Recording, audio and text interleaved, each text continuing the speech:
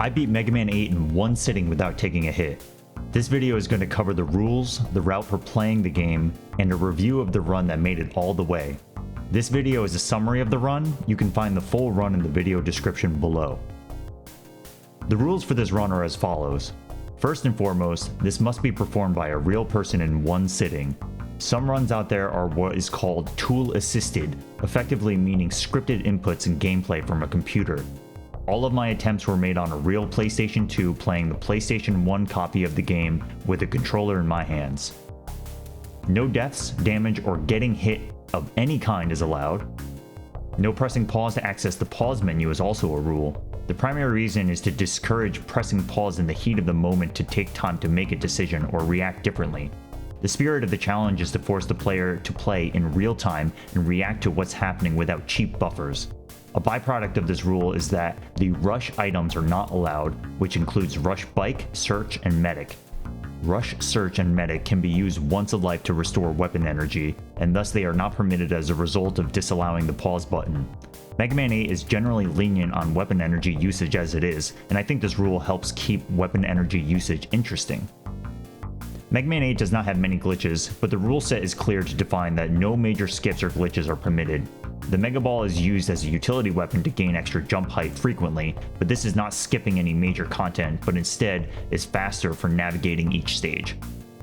In summary, the point of the challenge is to have the player beat the game with their skills and reactions without any major shortcuts. The route, which is the order and decisions in which the player decides to tackle the stages, is a careful consideration. In Mega Man 8, the first 4 Robot Masters are freely available to choose from where to start, which are among Tengu Man, Frost Man, Clown Man, and Grenade Man. The choice of which Robot Master to defeat first is the most important choice, since all others will follow weaknesses afterwards, at least for the first 4 Robot Masters. The goal is to choose a stage that gives the player utility weapons to deal with the onslaught of enemies in situations that may cause the player to take damage. Frostman is first, because of 2 primary reasons. The first is that Frostman's stage and fight are both reasonable with the Mega Buster only. The stage is mostly an auto-scroller, and Frostman takes 2 damage from a half-charge buster, which allows for a faster fight. The second reason is that Frostman's weapon, Ice Wave, is a fantastic weapon that immensely helps with clearing enemies in the early part of the game. There are 2 other Robot Master considerations for the first stage, Tengu and Grenade. Tengu Man is weaker to Mega Buster than the other Robot Masters, but his stage is chaotic, and Ice Wave helps the player consistently not take damage. Grenade Man is a fairly reasonable stage, but the mini-boss heavily benefits from having Tornado Hold from Tengu Man for safety, and Grenade Man's fight is chaotic in the second phase. Clown Man is not a consideration whatsoever for the first stage, because of how many enemies are in the stage, and his fight very heavily benefits from having his weakness. After choosing Frostman first, weakness order is followed. Mega Man 8 has a shop system where the player collects bolts in stages, then uses them as currency. 11 bolts are needed at the end of the first 4 Robot Masters. Tengu Man stage is cleared next, then Clown Man stage. Clown Man has a mini-boss called CC Roll, which is perhaps the most complex fight in the whole challenge, and having both Ice Wave and Tornado Hold immensely helps the fight. Grenade Man is next, and also benefits heavily from Tornado Hold for the stage's mini-boss, Urun. Grenade Man himself goes down easily with his weakness, then Duo is taken out in the mid-stage right afterwards. Next, the shop is visited to buy 2 upgrades. The Hyper Slider lets Mega Man slide further, which helps for general mobility. The Energy Saver lets Mega Man get more uses for weapons, which is critically important for the Astro Crush move in particular in the later stages of the game. Another choice is given to the player to decide which stage to visit among the next set of Robot Masters, which are Astro Man, Sword Man, Search Man, and Aquaman. They have no pure weaknesses from the first set, so the player mostly relies upon the Mega Buster once again. Sword Man is chosen because of the reasonability of fighting Sword Man without his weakness, and the stage's mini-boss is highly susceptible to Flash Bomb, a weapon the player already has from Grenade Man. All 3 of Astro Man, Aquaman, and especially Search Man are not at all feasible to fight without their weaknesses. Afterwards, the stages are once again completed in weakness order. Swordman's weapon, Flame Sword, is extremely important for fighting Search Man. Astro Man is a straightforward stage, and having his weakness mostly trivializes the fight. Then Aquaman is last, and the challenging mini-boss Garone is taken down with an almost full arsenal, including Astro Crush, which can help immensely. Aquaman is taken out and then onto the Wily stages. A quick detour is made to the shop again to purchase the high speed charge, which allows Mega Man to charge the Buster faster. This is primarily useful for the base fight in Wily 3, but is generally a nice to have. From here, the route is straightforward through the Wily stages. Importantly, weapon energy is fully restored between the stages in the game, which is a very friendly occurrence compared to older Mega Man games. The player hammers through the Wily stages and finishes the game with a lot of difficult fights along the way. Now it's time for the run. All attempts at this challenge were broadcast live from my Twitch channel. The successful run was a result of many hours of practice and many more hours of familiarity with the game through speedrunning. Yato Cargo is the first boss, which goes down easily to the Mega Ball, the utility weapon given to the player at the beginning of the stage. Frostman's stage is mostly comprised of 2 auto-scrollers, but is not a threat. Frostman himself is a tricky fight that requires careful reaction to his pattern and spacing to make sure that he jumps short distances rather than long distances, which has a different animation and different properties that are more dangerous. This boss was one that I didn't fully understand how challenging it could be to not take a hit. Tengu Man is another auto-scroller stage, but the Ice Wave helps clear out enemies. The Mega Ball gets a lot of usage in this stage for platforming quickly. The mini-boss during the Rush Jet section, Shiriko Dagama, goes down to charge buster shots in the Ally Beat, everyone's favorite bird. Tengu Man is one of the easier fights, but the player needs to be careful of tricky positioning for his Tornado Hold attack while he flies in the air. Clown Man is next.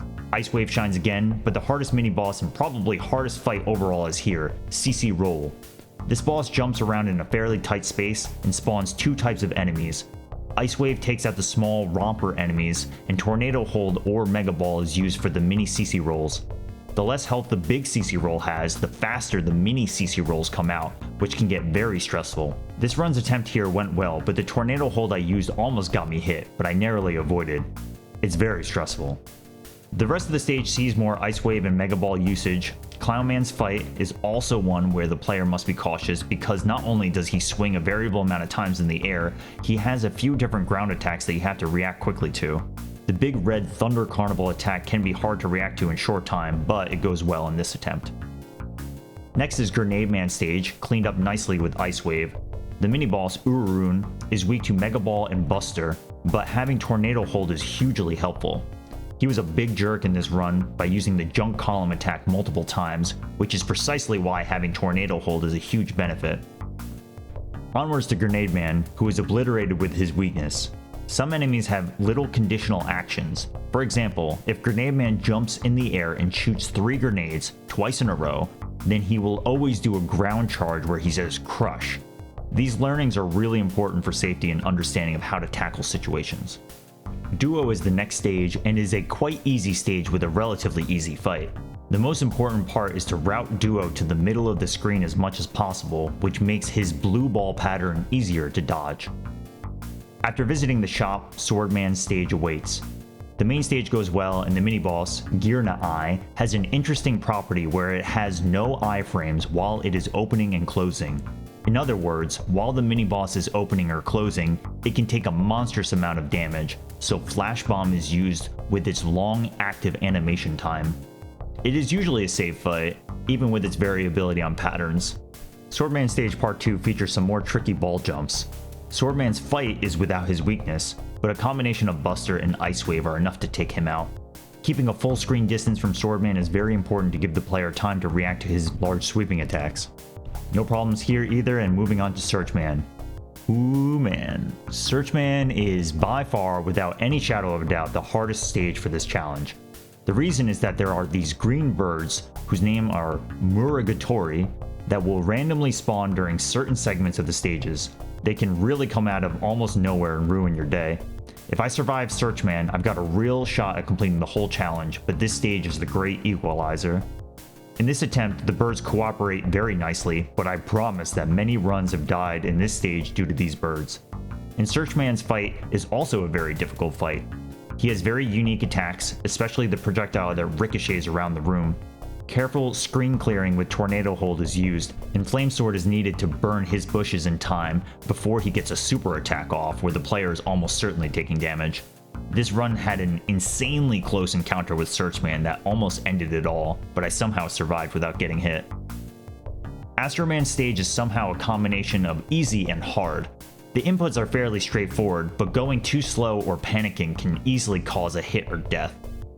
After dealing with Searchman's horrifying stage, Astro Man is where the player has to calm down a bit and get into a groove. Astro Man himself goes down easily to his weakness, but the player has to react to his first action, as it can come out very fast and there are many variations on what he can do. This run was a little scary with this pattern, but once I hit him once, it's a guaranteed win. The final Robot Master, Aquaman, is here, featuring the second hardest mini-boss, Garone, the Slayer. This stage is relatively simple, but the mini-boss is very complex. It emerges and submerges on its whims, and when it goes to take an action, it can very aggressively pursue the player, and depending on the situation, the player can get trapped with an unreasonable amount of time to react. The previous run of the day died to Garone here, and in this run I busted out a clutch Astro Crush to avoid taking damage. Aquaman's fight is very reliably won with Astro Crush, and 8 robots are down. Another visit to the shop for the high-speed charge, then off to the Wily stages. Wily 1 is mostly an auto-scroller, and after a very suspect dodge under the first big telly, the rest of the stage goes well. The boss, Atetamino, is taken out carefully with Mega Ball kicks, and is not very threatening. That being said, one run died here because I kicked air instead of a Mega Ball and paid the price, but not this time. Wily 2 has a climb that is a little scary, but is concluded with an auto-scroller into the boss. The auto-scroller usually goes well, but is a result of very careful planning as part of the routing for this challenge. It's very important to be in the right spot at the right time, which can be a little hard to tell from the video alone. There are many enemies that can hit you, but some safe setups are made that pay off. Blyking, the boss, is very weak to Astro Crush, and the Energy Saver item I buy earlier in the run helps immensely here, as having 6 Astro Crushes instead of 4 effectively guarantee victory against this boss, whatever it does. It cooperates here and I move on. Wily 3 is one of the more challenging platforming stages, and Mega Ball jumps here get a lot of usage. The base fight is an interesting one. He has half the amount of cooldown from taking hits than most other bosses, which means he takes hits more often, but he also has a much higher defense than most enemies. This fight goes well with good positioning, using Mega Ball jumps to avoid the Ground Buster attack, and Astro Crush to finish the fight. Green Devil awaits at the end, and outside of one semi-dangerous pattern to look out for is otherwise an easy fight. Wily 4, the game's final stage, is an onslaught. Every Robot Master is back and the pressure is on. It's hard to articulate how difficult it is to take a run this far. This run takes about an hour to make it all the way through, and I have to deal with nerves trying to finish. At this point in doing attempts, I had been this far twice before and got hit in this stage. This time around, with every Robot Master's weakness, the fights are a little more in my favor. Free fights generally go well. Searchman is always a scary refight, and even Astro Man and Frostman can keep the player on edge. Frostman in particular ended my previous attempt that made it here, so I was particularly concerned there, but I successfully defeated him, and the rest of the refights go smoothly. The final boss is a 2-part boss. Wily Machine is first, which is a complex flowchart kind of boss. There's 2 main things happening with the boss pattern. The machine's spinning gear will take an action, and the machine's head has a cannon that must be hit in order to stop it temporarily. One pattern in particular forces the player to burn an Astro Crush, which is a valuable resource. Fortunately in this run, only one Astro Crush was used before the final form.